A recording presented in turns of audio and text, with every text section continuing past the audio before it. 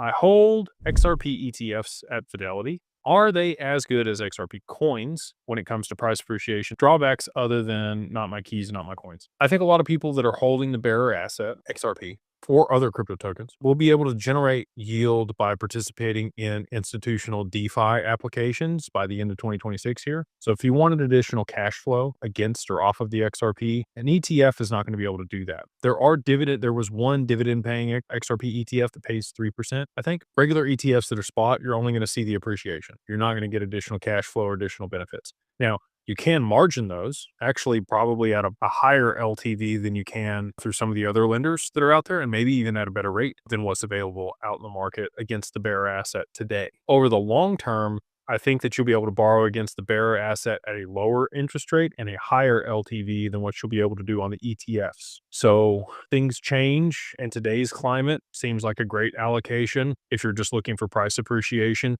Again, I think that that's probably also, one more tick down the risk curve than holding the actual asset. So like Evernorth is a couple ticks up the risk curve because it's a DAT. An XRP ETF is probably a lower risk option to be able to get an allocation to XRP versus holding the bearer asset itself. Now, less risk, less return, more risk, more return is kind of how that works, right? I think you'll have more flexibility and opportunities to be able to use the XRP to your benefit over the long term, but the ETF is going to give you a one-to-one price appreciation. They hold a certain amount of XRP per share of the ETF. If they have to do a stock split over the long term on the ETF, they could, or they could just tokenize it and people could own a thousandth of a share, later on, like I think they probably will.